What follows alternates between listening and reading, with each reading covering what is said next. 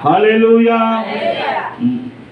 మన ప్రభువును రక్షకుడైన యేసుక్రీస్తు వారి శ్రేష్టమైన నామమున మనమందరం మొదటి ఆదివారపు ఆరాధనకు వచ్చి ఉన్నాం. ఈ పూట దేవుని వాక్యాన్ని మనం ధ్యానం చేసుకుందాం. యెషయా గ్రంథము 62వ అధ్యాయము 10వ వచనాన్ని చదువుకుందామండి. యెషయా 62:10. గుమ్మముల ద్వారా రండి రండి, జనమునకు త్రోవ సిద్ధపరచుడి, రాజమార్గమును చక్కపరచుడి, రాళ్లను ఏరి పారవేయుడి, జనములను చూచినట్లు ధ్వజమెత్తుడి. చాలండి. చదవబడిన వాక్యమును మనం పరిశీలించిన వారమైతే యెషయా గ్రంథము, చాలాసార్లు చెప్పాను, మళ్ళీ చెప్తున్నాను. యెషయా గ్రంథము మినీ బైబిల్ అని పిలుస్తారు. బైబిల్ గ్రంథములో 66 పుస్తకాలు సముదాయము ఎలాగో యెషయా గ్రంథములో 66 అధ్యాయాలు ఉన్నాయి. విచిత్రం ఏంటంటే పాత నిబంధన 39, క్రొత్త నిబంధన 27. యెషయా గ్రంథంలో కూడా 39 అధ్యాయాలు పాత నిబంధనను సూచిస్తాయి. అలాగే మిగిలిన 27 అధ్యాయాలు క్రొత్త నిబంధనని సూచిస్తాయి. మనం 62వ అధ్యాయంలోని 10వ వచనం చదువుకున్నాం. ఈ 62వ అధ్యాయం 10వ వచనంలో దేవుడు ఇశ్రాయేలీయులతో ఒక మాట మాట్లాడుతున్నాడు. ఏంటా మాట అంటే, ఇక్కడ కూర్చున్న మీరు అందరూ రాజమార్గమును సిద్ధపరచుకునుడి లేదా చక్కపరుచుకునుడి అంటున్నాడు.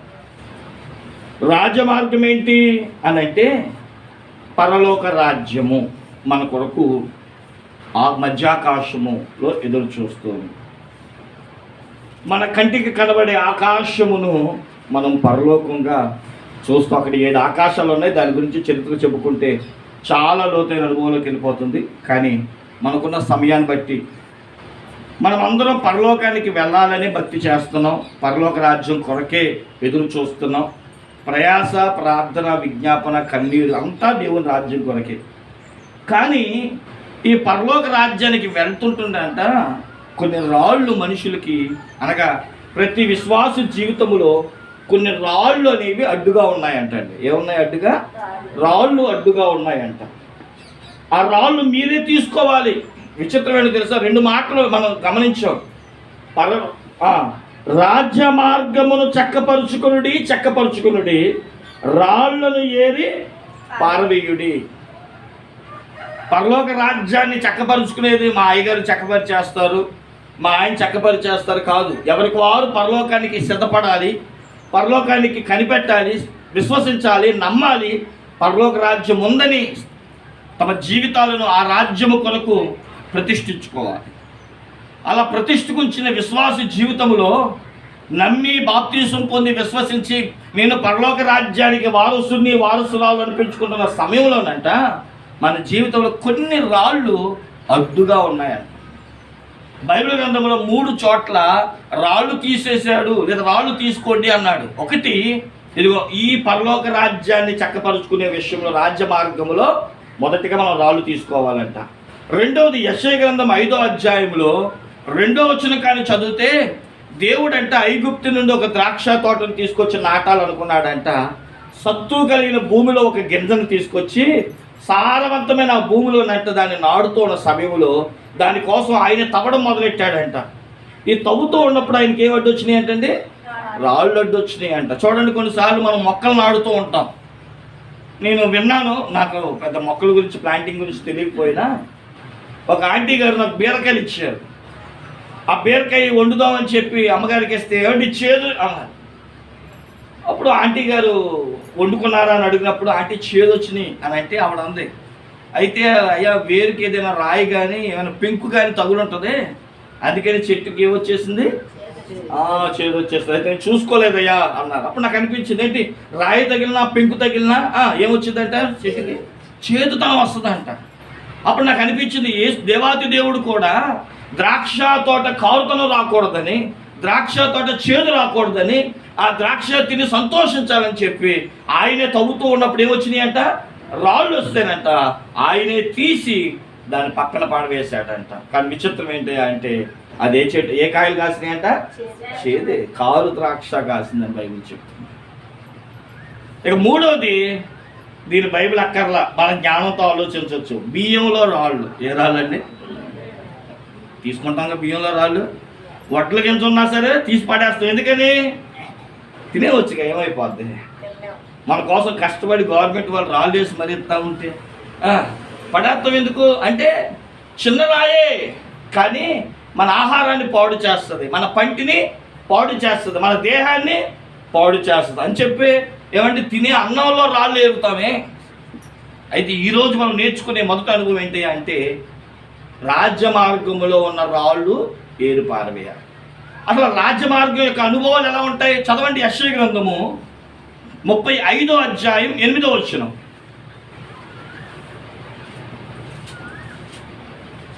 35:8. అక్కడ దారిగానున్న రాజమార్గము ఏర్పడును, అది పరిశుద్ధ మార్గం అనబడును. ఎందుకు అసలు రాళ్ళు ఎందుకు తీయాలంట? ఆ పరలోకం అని పిలువబడుతున్న రాజ్య మార్గం అంట. ఏ మార్గం అంటే అదండి? పరిశుద్ధ మార్గం. అపవిత్రులు వెళ్ళే మార్గం కాదు అది. ఆ మార్గం అంటే చాలా సుభిష్టంగా ఉంటుందంట. ఆ మార్గంలో వెళ్తా ఉంటే ఏమండి కాళ్ళకు చెప్పులు లేకపోయినా అంటండి చిన్న గాయం కూడా అవ్వదంట. ఎందుకంటే ఆ వెళ్ళే బాట ఎలాంటి వారదయ్యా అంటే పరిశుద్ధులు తప్ప అపవిత్రులు వెళ్ళే మార్గం అయితే అది కాదంటండి. చదవండి ఇంకా. అది అపవిత్రులు పోకూడని మార్గము. చూడండి, నేను వెళ్ళిపోతాను అంటే కుదరదంట. ఎందుకని? అది పరిశుద్ధులకే మార్గం కానీ అపవిత్రులైన వారికి మార్గం కాదు. అది మార్గమున పోవు వారికి ఏర్పరచబడును, అది ఏర్పాటు చేయబడిన మార్గమని. మూడులైనను దానిలో నడుచుచు త్రోవను తప్పక యుందురు. చూడండి, ఒకవేళ మూడులైన వారు నేను వెళ్ళిపోతాను అనుకుంటే మార్గం తప్పుతారంటండి. అయితే ఇంకా అక్కడ రాస్తూ అంటున్నాడు, అక్కడ సింహం ఉండదు, క్రూర జంతువులు దానికి ఎక్కవు. ఒకవేళ నువ్వు అనుకోవచ్చు, అయ్యా పాస్టర్ గారు మేము రాజమార్గంలో వెళ్దాబట్టి ఏదైనా అది అడవి మార్గంలో ఉంటుందేమోనండి, పరలోకానికి వెళ్ళేటప్పుడు ఏమైనా అడ్డొస్తాయేమోనండి, అందుకనే మేము రాళ్ళు పట్టుకెళ్తామంటే అక్కడ ఏమన్నాడు తెలుసా? రాజమార్గంలోనంట సింహాలు ఉండవంట, రాజమార్గంలోనంట క్రూర జంతువులు ఉండవంట. ఎందుకంటే అవి అక్కడికి రావు. విమోచింపబడిన వారే అక్కడ నడుచుదురు. యెహోవా విమోచించువారు పాటలు పాడుచు తిరిగి సియోనుకు వచ్చేదురు. వారి తల మీద నిత్యానందముండును, వారు ఆనందము సంతోషము గలవారై వచ్చేదురు. దుఃఖమును నిట్టూర్పును ఎగిరిపోవును. చూడండి, రాజ్య మార్గాన్ని గురించి చెప్తున్నాడు. అది పరిశుద్ధులు వెళ్ళే మార్గం. రాళ్ళు పట్టుకెళ్ళడానికి అక్కడ జంతువులు లేవు, క్రూర జంతువులు లేవు. మళ్ళీ మనం మాట మాట్లాడుకుందాం. అసలు రాళ్ళు అనే మాటకు వస్తే రాళ్ళు ఎవరు వాడతారండి?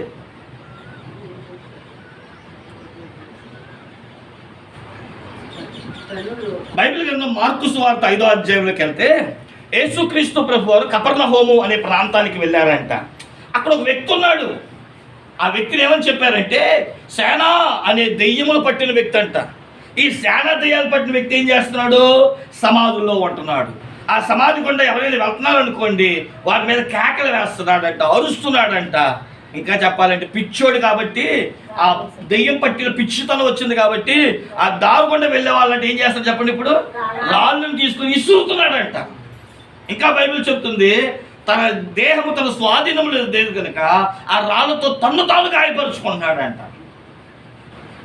ఇప్పుడు రాళ్ళు ఉపయోగించేవారు ఎవరిని చెప్పుకోవచ్చానంటే పిచ్చోళ్ళు అనొచ్చు. ఇంకా చెప్పాలంటే గాయపరిచేవాళ్ళు. ఎవరినైనా గాయపరచాలనుకోండి దేని వాడతారు? మనం రాళ్ళు వాడుతూ ఉంటాం. అలా అని చెప్పి రాళ్ళు వాళ్ళందరూ ఎలాగని చెప్పను, కానీ బైబిల్ గ్రంథంలో రాళ్ళు వాడిన వాళ్ళు చాలా మంది ఉన్నారు. యెహోవాకు సాక్షిగా ఉండడానికి రాళ్ళను కుప్పలుగా వేసిన వారు ఉన్నారు. బలిపీఠం కట్టడానికి ఆ రాళ్ళు మరచని రాళ్ళు అంటే చక్కని రాళ్ళు వాడిన వారు ఉన్నారు. ఎలా లోయలో దావీదు కూడా ఏం ఏరుకున్నాడంటే 5 నున్నని రాళ్ళు ఏరుకున్నాడంటే. ఎందుకంటే అతను వడుసు వాడేవాడు, గొర్రెల కాపరి. ఏ తోడేలు వచ్చినా సింహం వచ్చినా అతని ఆయుధం ఒడిసే. ఆ ఒడిసి ఉపయోగించాలంటే రాయి అవసరం. ఆలోచన చేయండి ప్రియ, పరిశుద్ధులు రాళ్ళు వాడారు, కాదంటలేదు. అయితే బైబిల్ గ్రంథములో సామెతల గ్రంథము 16వ అధ్యాయము 17వ వచనం, 16, 17, 16వ అధ్యాయం 17వ వచనం. చెడుతనము విడిచుటయే విడిచి నడుచుటయే అది. ఇప్పుడు రాజమార్గంలో రాజమార్గంలో మాల్ అంటే ఏంటో తెలుసా? చెడుతనం అనే రాయి. చెప్పండి, ఏ రాయి అంటే ఇది? అదేంటండి మాస్టర్ గారు అంటారా? చెప్తాను. ఈరోజు చాలా మంది క్రైస్తవ లోకం ఎలా అయిపోయిందంటే, ఎలా అనొచ్చో లేదో విచ్చలు విడుతనం, అవకాశవాదుల చేతిలోనికి వెళ్ళడం, దేవుడు ఏమీ అంటలేదు, కృపాకాలం కాబట్టి దేవుడు మనల్ని ఏమీ అనలే అనుకుంటూ మనుషులండి. రక్షణ పొందినవాడే బ్రాండీ షాప్లో ఉంటున్నాడు, రక్షణ పొందినవాడే ప్యాకెట్ క్లబ్బుల్లో ఉంటున్నాడు, రక్షణ పొందినవాడే సినిమా హాల్లో ఉంటున్నాడు. అంటే కలిపి చెరిపిడి బాధ ఎక్కువైపోయింది. నేను చాలా కొన్ని చోట్లకి వెళ్ళినప్పుడు, కొన్ని యూట్యూబ్ ప్రసంగాల్లో విన్నప్పుడు, నేను కూడా ధ్యానం చేస్తున్నప్పుడు, మైక్ యంత్రాల్లో వింటున్నప్పుడు చాలామంది ఏమంటారు తెలుసా? మీరు ఏమి మార్చుకోక్కర్లేదు, మేమేమి విడిచిపెట్టక్కర్లేదు, మీరేమి వదులుకోక్కర్లేదు. ఒకవేళ తమ భర్త ఒప్పుకోక రక్షణ విషయంలో కానివ్వండి, ఏమంటే దేవుడి దగ్గరికి వచ్చే విషయంలో కానీ, బొట్టు తాడు ఇలాంటి గాజులు అంటారా, ఓకే అనుకోవచ్చు.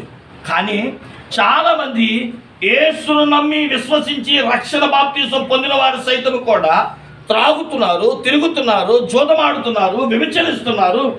వ్యభిచార కార్యక్రమాల్లో కూడా వాళ్ళు పాలు పొందుతున్నారు. మనం కొరింథీయులకు రాసిన మొదటి పత్రిక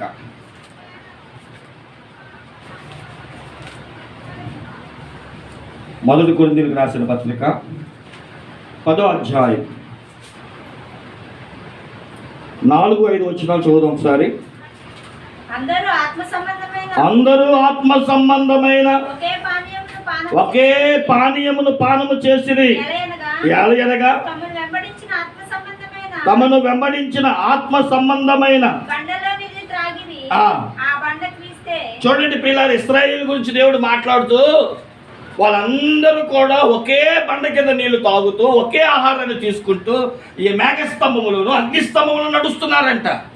అయితే దేవుడికి అందరూ నచ్చేశారా? చదవండి దాని కింద వచ్చును. అయితే వారిలో ఎక్కువ మంది ఎలా ఉన్నారంటే అండి, వీళ్ళు బాప్తిసంలో లేదా, వీళ్ళు రొట్టె తీసుకోవట్లేదా, వీళ్ళు బండలో నీళ్ళు తాగట్లేదా? తాగుతున్న వాళ్ళే, బాప్తిసాలు తీసుకున్న వాళ్ళే. ఎలా తీసుకున్నారు? మేఘ స్తంభంలో వారు తీసుకున్నారంటే అండి, మేఘము కింద వారు బాప్తిసాలు తీసుకున్నారంట. ఏమండి, ఒకే బండలో నీళ్ళు తాగారంట, ఒకే ఆహారాన్ని పుచ్చుకుంటున్నారంట, రక్షించబడిన వారే. కానీ దేవునికి ఎలా లేకపోయారు ఉన్నారంట? ఇష్టలు కాకిపోయి. అయితే ఏమైంది? గనుక దేవుడు అంటే వారిని అరణ్యములో సంహరించాడు. ఇక చదవమ్మా. అది ఇశ్రాయేలీయులు ఏదైతే ఆశించారో, ఏ రాయి అయితే తెచ్చుకున్నారో అది మనం ఆశించకూడదని. ఏ సంగతులు దృష్టాంతముగా ఉన్నవి అంటే దాని కింద రాశాడండి, ఇశ్రాయేలీయులు దేవుని ఎడల చేసిన 4 రకాలైన పాపాలు. 4 రాళ్ళు అనొచ్చు దీన్ని. మనము టైం లేదు కనుక చదివండి. ఎందుకు 7, 8, 9.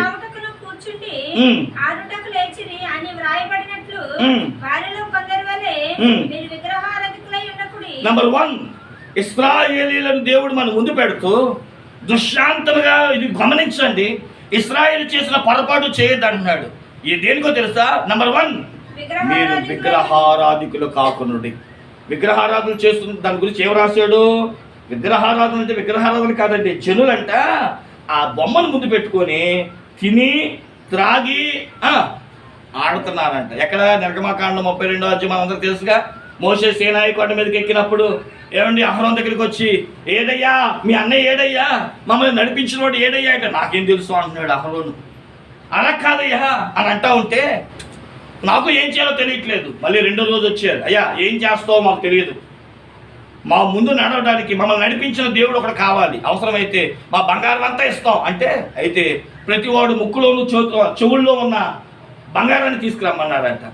అందరూ 6 లక్షల మంది లేదా 25 లక్షల మంది యొక్క ముక్కుల్లో అలాగే పోగులు ఏమంటే చెవుల్లో ఉన్నవి తీసేస్తే వాడుతోనంట ఒక బంగారు దూడను తయారు చేసి, ఇదే యెహోవా అని చెప్పి ఏం చేస్తే చెప్పండి, దేవునికి బలర్పిద్దాం, దేవుని దగ్గర నాట్యం ఆడదాం, దేవుని దగ్గర తిందాం, దేవుడి దగ్గర తాగుదాం అంటూ. అసలు విగ్రహారాధన అని అంటే మన అన్యుల వల్ల చేసేది కాదండి. అసలైన విగ్రహారాధన అంటే ఏంటంటే దేవుని కంటే ఎక్కువ సమయం దేనికి ఇస్తున్నామో. కొంతమందికి టీవీయే దేవుడు, కొంతమందికి కడుపే దేవుడు, దీనికోసం ఎంతెంత టైం కేటాయిస్తారో. కొంతమందికి ఫోనే, అంటే ఎక్కువగా దేనితో గడుపుతున్నామో అదే దేవుడు. మా ఇంటికి ఆవిడ ముసలావిడి, అంటే వాళ్ళ అమ్మగారు నా దగ్గరికి ఒక రోజు వచ్చి, అయ్యా మా దేవుణ్ణి కొంచెం ఆ సెంటర్లో దింపవా అంది. ఎవరినే నాకేం తెలుసు, భర్తలు కూడా ఏంటంటే నాకు అప్పుడుదా తెలియదు. మా దేవుడిని ఎక్కడదా దింపబట్టి, మా దేవుడు ఏంటో అనుకున్నా లేదు. తీరాజు తన ఆయన వస్తున్నాడు. అప్పుడు అంటుంది, అయ్యా జాగ్రత్త అయ్యా, మా దేవుడు జాగ్రత్త. కొంతమందికి భర్తే దేవుడు, కొంతమందికి భార్యే దేవుడు అన్నమాట. కాబట్టి గమనించండి ప్రియులారా, విగ్రహారాధన అంటే దేవునికి ఇవ్వాల్సిన సమయం. ఓ మాట చెప్తాను, దేవుడికి నేను ఎక్కడ ఇవ్వట్లేదండి పాస్టర్ గారు అంటావా?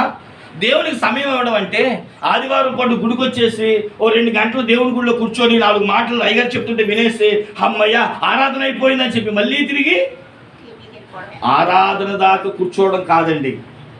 దేవునికి సమయం ఇవ్వడం అంటే ప్రతిరోజు దేవునికంటూ సమయం ఇస్తూ, అంటే ప్రార్థనలు చేస్తూ, యాచనలు చేస్తూ, కృతజ్ఞతలు చెల్లిస్తూ.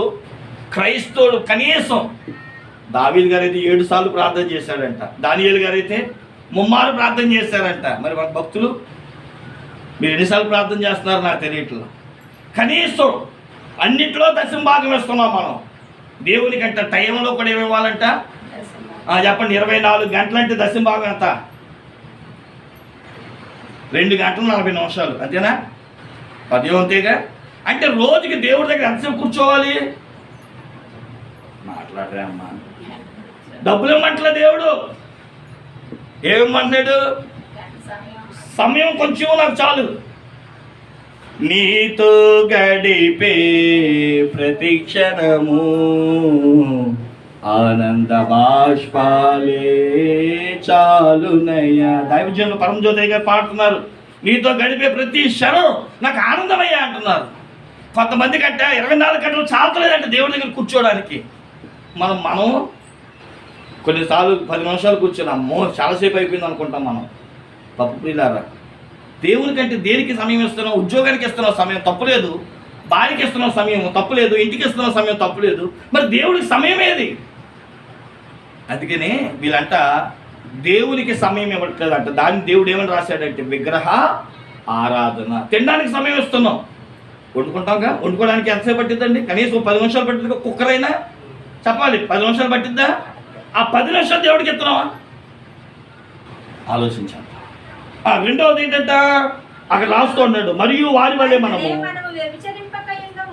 ఏం చేస్తున్నామంట,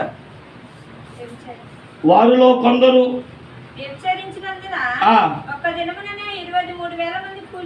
చూసారా, సుఖాన్ని చూసుకుంటున్నారు, దాన్ని వ్యభిచారం. దీన్ని వివరించడానికి సమయం లేదు. 9వ వచనం ఏం చేస్తానంటే, 3వది ఒకటేమో విగ్రహారాధన, 2వదేమో వ్యభిచారము, 3వది దేవుణ్ణి శోధించడం. దేవుణ్ణి శోధించమన్నాడు ఎప్పుడు? మలాకి 3వ అధ్యాయం 10-11 వచనాల్లో దేవుడికి ఇచ్చి, అది సమయమైనా ధనమైనా నీ దేహమైన దేవునికి ఇచ్చి ఏం చేయాలంట, అప్పుడు నన్ను అడుగుము, నన్ను శోధించుము, ఆకాశవాకులు తెలిసి పట్టణాన్ని దీవెన ఇస్తానన్న. కానీ మనం ఎప్పుడు శోధిస్తున్నాం? బంగారం లేకపోతే శోధిస్తున్నాం, చీర కొనకపోతే భర్త శోధిస్తున్నాం, దేవుడికి కూడా జాలి దయ లేదండి అంటున్నాం, పెన్షన్ రాకపోయినా శోధిస్తున్నాం, పెన్షన్ రాకపోయినా శోధిస్తున్నాం, అమ్మఒడి రాకపోయినా శోధిస్తున్నాం, అందరికి వస్తున్నాయి నాకు రాట్లా, శోధిస్తున్నారు. నాలుగోది ఏంటంట, వారిలో కొందరు శోధించి సర్పముల వలన నశించిరి, మీరు సనగకుడి. అది 4 విషయాలు. దీన్ని వివరిస్తే ఇదే ప్రసంగం అయిపోద్ది. ఏంటంట, విగ్రహారాధన, రెండోది విచారము, మూడోది శోధన, శోధించి, నాలుగోది సొలకడం. ఈ 4 ప్రమాదం అని దాని కింద రాస్తూ 11వ వచనం అంటున్నాడు చూడండి. ఈ సంగతులు దృష్టాంతములుగా వారికి సంభవించి యుగాంతమందున్న మనకు బుద్ధి కలుగుటకై వ్రాయబడెను. ఎందుకు రాశాడంటే ఇవన్నీ ఆ రోజు మన తాత ముత్తాతలు చేశారయ్యా ఈ పనులు, మనం చేయకూడదు. ఇవే రాళ్ళు, ఇవే అడ్డంకులు. క్రైస్తవ జీవితంలో నువ్వు నేను దేవుని దగ్గరికి వెళ్ళకపోవడానికి మనలో ఉన్న రాళ్ళు ఏంటయ్యా? ఇదిగో ఇలాంటి రాళ్ళే. అయితే ప్రియులారా, నాకున్న సమయాన్ని బట్టి ఒక 10 నిమిషాలు బైబిల్ గ్రంథంలో కొంతమంది కొన్ని రాళ్ళు అడ్డుగా వేసుకున్నారంట. ఏంటా రాళ్ళు అని మనం చూస్తే, మొట్టమొదటిగా మనం గమనిస్తే యెషయా గ్రంథము 59వ అధ్యాయం 1వ వచనం. దీని పేరేంటి అంటే అడ్డురాళ్ళు. బైబిల్ ఏం చెప్తుంది? విననేనుకున్నట్లు యెహోవా చెవులు మందం కాలేదు, రక్షింపనేనుకున్నట్లు ఆయన హస్తము కొరచ కాలేదు.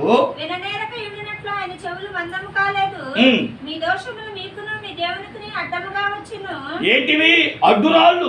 ఏం రాళ్ళంటే చెప్పండి. మొట్టమొదటి రాళ్ళు ఏంటి? ఆ రాళ్ళు పేరు పాపము, దోషము అనే రాళ్ళు. ఈరోజు పరలోక రాజ్యానికి వెళ్ళకపోవడానికి గల కారణం ఏంటో తెలుసా?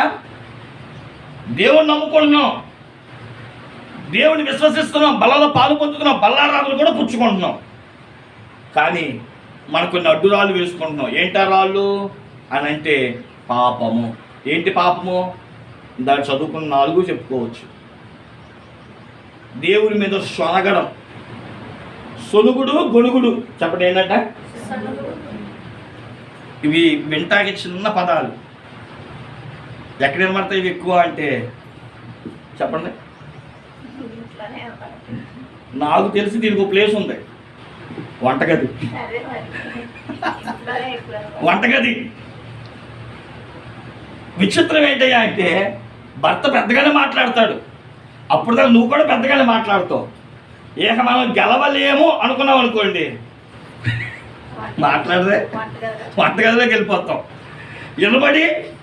వినబడినట్టు అని అన్నట్టు గమనించాలి. ఇవి నీ కోపానికి ఒకవేళ ఉండొచ్చేమో, కానీ ఇక్కడికి వస్తున్న రాళ్ళు దేని బైబిల్ ఏం చెప్తుందో తెలుసా? పాపపు రాళ్ళు. ఒకసారి అంట మనం అందరూ ట్రైన్లు ఎక్కాంగా, ఒకసారి ఒక చోట మన ఏలూరులో ట్రైన్ సాగిందంట. సరే, ఒక 5 నిమిషాల తర్వాత ఆ ట్రైను డ్రైవర్ ఆ ఇంజిన్ స్టార్ట్ చేసినా లేదా ఆ ఇంజిన్ ఎందుకు ఆఫ్ అయిపోయిందా అని చెప్పి దాన్ని ఎంత స్టార్ట్ చేసినా అవ్వట్లేదంట. తీరా మెకానిక్ని పిలిపించి ఆ ఇంజిన్ బాగు చేయించేటప్పుడు గమనిస్తే ఆ ఇంజిన్ కంట ఒక పొగ్గొట్టం ఉందంట. ఆ గొట్టం లాంటి ఎప్పుడు దూరిందో ఎలుక దూరిందంట. చెప్పండి ఏమైంది? ఒక్క చిన్న ఎలుక దేన్ని ఆపింది? విచిత్రమా? ఒక్క చిన్న పాపం నిన్ను ఆపేస్తుంది. అదవుతుందా? ఒక్క ఎలుక ఒక ట్రైన్ ఆపుతుంది, ఒక రాయి ఒక ట్రైన్ ఆపుతుంది, ఒక పిన్నీస్ ఒక ట్రైన్ ఆపుతుంది. ఏమంటే మన బళ్ళుకి వెనకాల ఆ సైలెన్సర్ కొట్టడానికి ఏదైనా ఒకటి పెట్టి చూడండి, అంతే. అంటే అడ్డులు. బైబిల్ చెప్తున్న మాట ఏంటి తెలుసా? మన నోటి మాట చాలా జాగ్రత్తగా ఉండాలి. ఎలా పడతాలో మాట్లాడడానికి వీళ్ళు. క్రైస్తవుడికి దేవుడు ఆ కృప ఇవ్వలా. బైబిల్లో మాట ఉంది, నేను నోట వచ్చే మాట ఎలా ఉండాలంటే అవును అనుకుంటే అవును అన్నట్టే ఉండాలి, కాదు అంటే. మనకి నోరు ఒకటే కానీ 4 మట్టికి 2. ఎవరికొంటే 4 2? పావుకి. ఓ పక్క అవునంటది, ఓ పక్క కాదంటది. ఈరోజు మనుషులు ప్రియులారా ఈ స్వభావం కలుగున్నారు, అడ్డుపడిపోతున్నారు. దేవునికి నువ్వు ఏ రాళ్ళు అడ్డు వేసుకుని తెలుసు. మన పూర్వపు రోజుల్లో బస్సులు ఆపాలనుకోండి, ఆ రోడ్డు మీద దొంగలు ఏం చేసేవారు? రాళ్ళు, పెద్ద పెద్ద రాళ్ళు తీసుకొచ్చి అడ్డేసేవారు. దేనికి? దోచుకోవడానికి. ఈరోజు మనమే తెచ్చుకొని వేసుకున్నాం రాళ్ళు, పాపిష్టి రాళ్ళు, పాపపు రాళ్ళు. తెలియక సినిమాలు చూడకూడదని తెలియదా? సీరియల్ చూడకూడదని తెలియదా? తెలుసు. అయినా నన్ను ఎవడు అడుగుతాడులే, నన్ను ఎవడేం అడుగుతాడులే, నన్ను ఎవరేం చేస్తారులే. అందుకని బైబిల్ చెప్తుంది, బియ్యంలో ఉన్న రాళ్ళే పడేస్తామమ్మా. ఈ 6 అడుగుల వ్యక్తిని పరలోకానికి వెళ్ళకుండా ఆపేది మీ నోరే, నీ నోరే, నీ నోరే. సరదాగా మాట చెప్పుకుందామా? ఒక ఆయన పొలం పని చేశాడంట, బాగా పండింది, బాగా పండింది. మొత్తం కోతలు కోయించి, కుప్ప నూర్చి, ఏమండి బస్తాలు ఎత్తించి బండి మీద వేసుకొని వాళ్ళు ఆవిడతో అన్నాడట, అమ్మాయి నేను ఏలూరు వెళ్తున్నాను కానీ ఈ ధాన్యం అంతా అమ్మేసి మన ఇంట్లోకి సరుకులు తెస్తాను, నీకేమైనా కావాలా చెప్పు అందంట. ఏమండి మనందరికి పూర్వపు కాలాల్లో 3 నెలలకి సరుకులు తెచ్చుకునే వాళ్ళు గుర్తుందా? మీరు ఎక్కడ చేశారులే పొలాలు. పొలం పనులకు వెళ్ళేవాళ్ళు 2 నెలలకో 3 నెలలకో. ఇప్పుడు మనం వెళ్ళి డిమార్ట్కి వెళ్ళి సంవత్సరం నెలకు తెచ్చుకోవట్లేదు సరుకులు. పూర్వపు రోజుల్లో ఏమైనా నెలకాలు ఉన్నవాళ్ళు మనం ధాన్యాన్ని పండించేటప్పుడు ఎన్ని రోజులు సరుకులు తెచ్చుకునే వాళ్ళం? ధాన్యం బస్తాలు వేసుకెళ్ళి 3 నెలలకా 6 నెలలకు తెచ్చుకునే వాళ్ళమా? అలాగా భర్త అంట, ఏవే అమ్మా మరి ధాన్యం అమ్మడానికి వెళ్తున్నాను, ఏమైనా ఇంటికి కావాలని సరుకులు చెప్తే వస్తా ఎదురు బండి మీద తీసుకొస్తాను అంటే అలా ఆవిడ 3 నెలల సరిపడ లిస్ట్ ఇచ్చిందంట. ఆయన అన్ని చదివాడు, కందిపప్పు, మినపప్పు, పెసరపప్పు, దానిపప్పు, కిస్తా పప్పు, అన్ని పప్పులు రాసి కింద అన్నీ రాసిన తర్వాత అలా ఆయన దగ్గరికి వచ్చి, ఏమండి ఆ ఆవిడి వాళ్ళ ఆయన దగ్గరికి వచ్చి, ఏమండి ఎప్పుడు మిమ్మల్ని ఏమి అడగలేదు, ఈ మధ్యన పక్కింటి అక్క దగ్గరికి వెళ్ళినప్పుడు టీవీలో చూశాను, ఏదో పెదాలకు రాసుకుంటారంట, అది ఎర్రగా భలే ఉంది చూశాను, ఏంటది లిప్స్టిక్ ఒకటి పట్టుకురండి అందంట. అప్పుడే టీవీలో వచ్చింది కొత్త, ఏం స్టిక్కే అన్నాడు. అదేనండి మీరు మర్చిపోతారు, పేరు తెలియకపోయినది గుర్తుపెట్టుకోండి, రాసుకునేది, పూసుకునేది, అంటించుకునేది. చెప్పండి ఏంటంట, మీరు ఫ్యాన్సీ షాప్కి వెళ్ళినప్పుడు మీకు ఆ లిప్స్టిక్ పేరు తెలియకపోతే ఏమండి రాసుకునేది, పూసుకునేది, అంటించుకునేది అది ఇవ్వండి అంటే ఇస్తాడు. నీకు అంతకు కాకపోతే లాస్ట్ స్టిక్కను ఏమైపోద్ది అందంట. భర్త అన్ని పనులు కానించుకొని మా ఆవిడ అడక్కడక్క అడిగింది ఫ్యాన్సీ షాప్లో అని చెప్పి ఆ ఫ్యాన్సీ షాప్ దగ్గరికి వెళ్ళి, అబ్బాయి అక్కడ అమ్మాయి ఉన్నా బాగుండేది, అబ్బాయి మా ఆవిడకు ఒక స్టిక్ కావాలంట అన్నాడు. ఏం స్టిక్ అండి అని అడిగితే, అదేనయ్యా చెప్పండి, రాసుకునేది, పూసుకునేది. బాబు మగోడు ఏం తెలుస్తుంది, అలాగా రాసుకునేది, పూసుకునేది ఇంకోటి కూడా ఉందయ్యా అని చెప్పి ఫెవిస్టిక్ ఇచ్చాడు. ఏ స్టిక్ ఇచ్చాడండి? అలా ఆవిడ ఎప్పుడు ఏనాడు చూసింది లేదు, చేసింది లేదు. అలా ప్రేమగా తాగానే అదే ఇది అనుకొని చెప్పండి గబగబా తీసేసి మూతుకి రాసుకొని ఆ రోజు నుంచి మాట్లాడడం మానేసిందంట. ఇలా ఆయన అనుకుంటున్నాడంట, ఇదేదో పెళ్ళైన కొత్తలో అడుగుతే బాగుండు కదా, ఎందుకని రాసుకున్న కాడి నుంచి మాట్లాడడం మానేసింది, రోజు గొడవ పడేది, ఇప్పుడేం చేయట్లేదు. సరదాగా ఉంది కదా. హోషేయ గ్రంథము 14వ అధ్యాయం 2వ వచనం, మన మాటలు కనుక సరిగ్గా లేకపోతే మన పెదాలనే దేవునికి బలిగా ఇవ్వాల్సిన పరిస్థితి వస్తుందంట. నీ నోటి మాట విషయంలో దేవుడు జాగ్రత్తలు చెబుతున్నాడు. ఒకే పైపులో నుంచి మురికి నీళ్ళు రావు, మంచి నీళ్ళే వస్తాయి. ఒకే నోటిలో నుంచి మురికి మాటలు రాకూడదు. ఏ మాటలు రావాలి చెప్పండి? ఒకవేళ పైపులో నుంచి మురికి నీళ్ళు వచ్చినాయి అనుకోండి, కృష్ణ గారిదా తప్పు? ఆ పైప్ ఎక్కడో బెజ్జబడింది, మురికి నీళ్ళు లాక్కుంటుంది, అవే మన ఇంటికి వస్తున్నాయి. తాగుతావా? తాగం. ఏమండి పైపు బెచ్చం పడింది, మురికి నీళ్ళు కూడా లాగేస్తుంది అని చెప్తాం, కంప్లైంట్ చేస్తాం.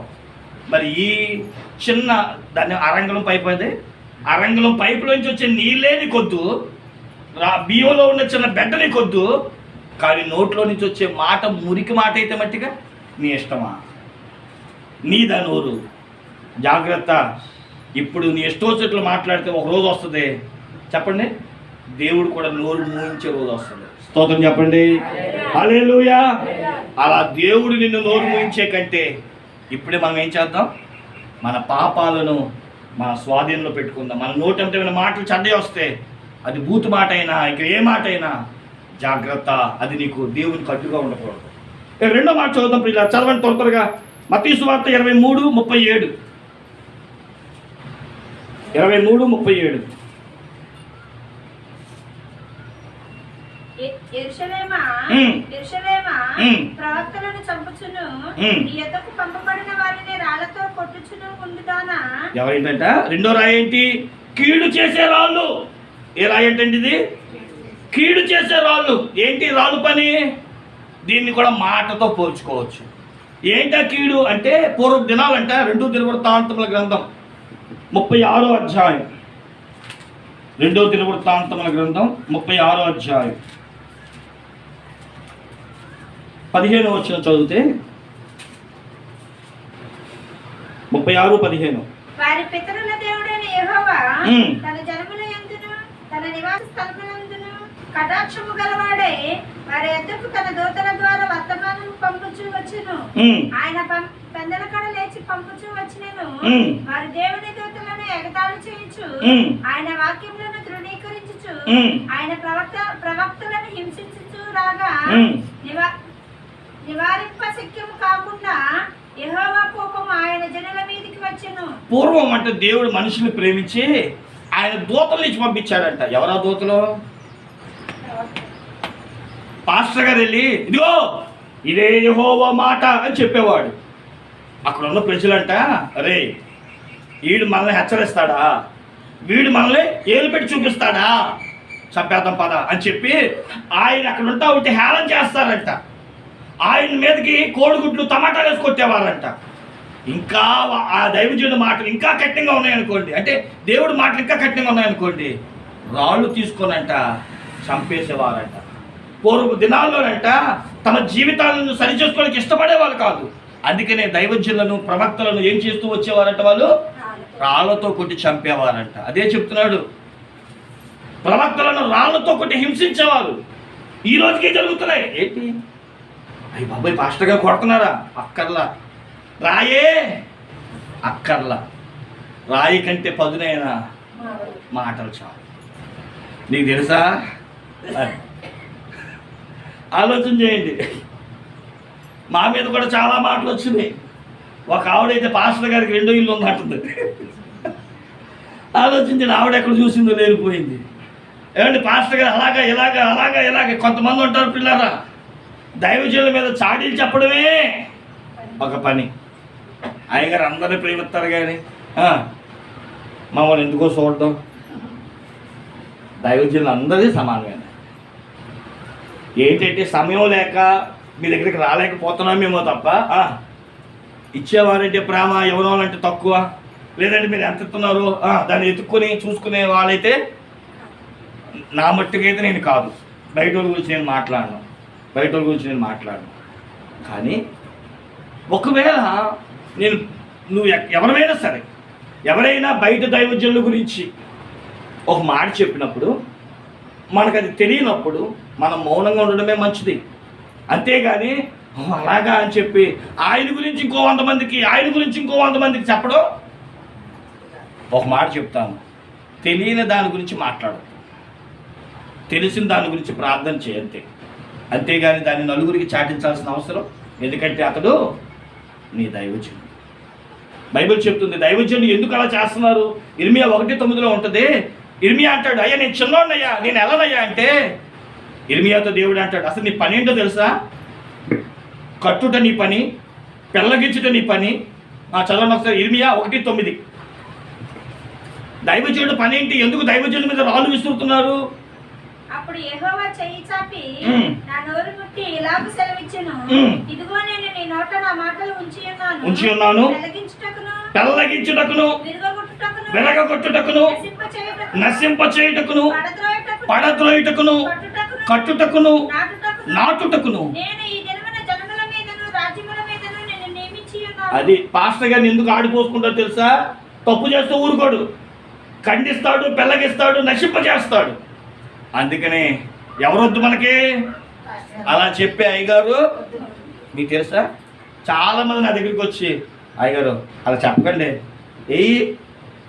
అమ్మ బాగుపడండి అని మట్టిగా చెప్పొద్దు. నిజంగా అండి, మన 3 సంఘాల్లో సంఘమే అడిగింది నన్ను, తెలుసా మీకు? అలాంటి మాటలు మాకు చెప్పొద్దండి పాస్టర్ గారు. మారతారులేండి చెప్తే మారిపోతారా ఏంటండి? చెప్పాలిగా, చెప్పకుండా ఎలా మారుస్తారు? గమనించండి, ఈరోజు చాలామందికి ఇది తప్పు, ఇలా చేయొద్దు అంటే, అందుకనే వాళ్ళు ఏం చేస్తారంటే దైవజనుల మీద కీడు కలిగజేసే రాళ్ళు విసురుతారు, లేనిపోయి అభాండాలు విసురుతూ ఉంటారు. ఈ రోజుకి జరుగుతూనే ఉన్నాయి. అందుకని భక్తుడు అంటాడు, కీడు చేసే రాళ్ళు అంట రాజమార్గంలో ఉన్నాయి. ఇక చివరి మాట చెప్పి ముగించేస్తా. ఈ రాయి ఏంటి? 2 రాజుల గ్రంథం 3వ అధ్యాయం 25వ వచనం. ఈ మాట చెప్పి నేను ముగించేస్తున్నాను. బల్ల ఆరాధనలోకి వెళ్ళిపోదాం. మరియు వారు పట్టణములను పడగొట్టి సమస్తమైన మంచి భూభాగముల మీదను తల యొక్క రాయి వేసి నింపి నీడ బావులన్నిటినీ పూడ్చి.